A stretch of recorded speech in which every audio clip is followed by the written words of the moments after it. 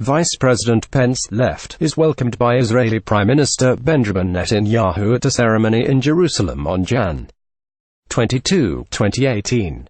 Menahem Kahane Getty Images Jerusalem. Vice President Pence optimistically proclaimed the dawn of a new era for the Middle East peace process Monday, even as Palestinians and Arab Israelis boycotted his visit to Israel over the U.S.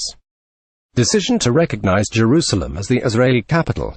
Pence claimed the decision on Jerusalem was taken by President Trump because he was convinced that it would create an opportunity to move forward in good faith with both Israel and the Palestinian Authority.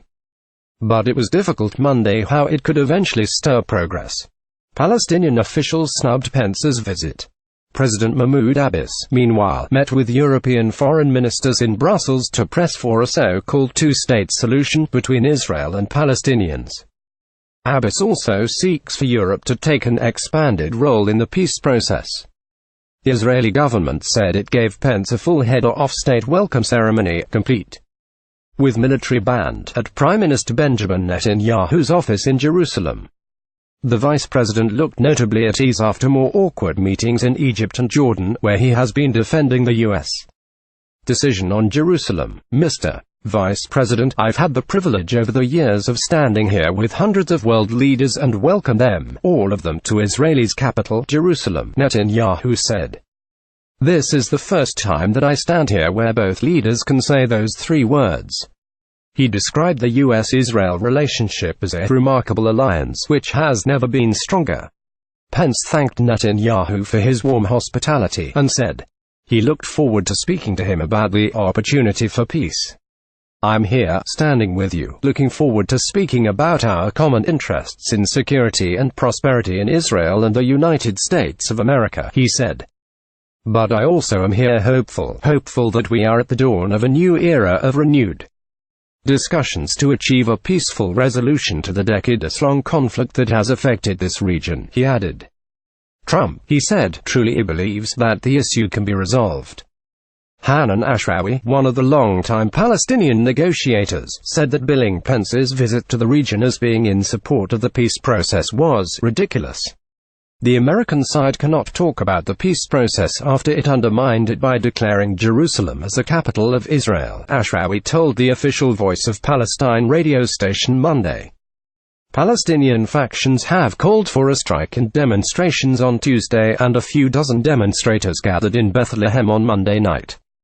Pence's visit comes amid speculation that the process of moving the U.S.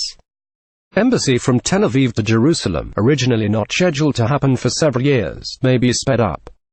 During a trip to India last week, Netanyahu said he was confident that the embassy would move within a year. Can you do it by next year, gentlemen? A reporter asked after Pence finished speaking, referring to the embassy move. By next week, Netanyahu joked, later clarifying. But we want to do it quickly. For weeks, the administration has weighed whether to build an entirely new embassy, which could take as long as a decade and be very expensive, or whether to retrofit one of the consulate's buildings in Jerusalem, at least temporarily. Pence is due to speak in Israel's parliament, known as the Knesset, later Monday, an event Arab-Israeli lawmakers say they will boycott. Ayman Odeh, the leader of the Joint List, a collection of Arab-Israeli parties, has said the vice president is dangerous to the region because of his strong ties to U.S. evangelicals and hardline supporters of Israel. It is those beliefs that have left Israelis divided on the nature of his visit and his unwavering support for Israel. Pence has visited Israel 3 times in the past. However, regional Christian leaders have refused to meet him over the Jerusalem controversy. Former Israeli diplomat Alon Pincus, writing in Yedioth Ahronoth, believes Pence's trip has no clear agenda other than his evangelical Christian bonds with Israel. He loves the Jewish people because it has a purpose in history, and he loves Israel because it serves temporarily as the home of the Jewish people before they convert to Christianity after Armageddon, wrote Pincus. Political agenda, a peace plan, no political crises that Pence's visit is crucial to resolving. Not really. The United States hasn't intervened in the existing crises in Syria, Yemen, Turkey, Syria, Qatar, Saudi Arabia, Israeli-Palestinian authority relations and has made with Trump's impressively self-congratulatory tweets on Twitter, wrote Pinkers. In Israel Hayom, the newspaper owned by GOP casino magnate Sheldon Adelson and fiercely supportive of Netanyahu, commentator Draw Wider wrote about the important role that evangelicals have come to play in the Trump administration's policies on Israel and Jerusalem. He captured the position of Israelis' right wing that despite the ultimate goal of some evangelicals to see Jews convert to Christianity to fulfill their prophecy, they are among the few groups around the world that actually support Israel.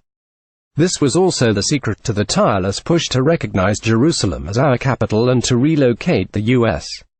embassy there. For their standpoint, Donald Trump's election to the presidency was blessed by heaven when he publicly declared that he would move the embassy to Jerusalem in his term. He wrote,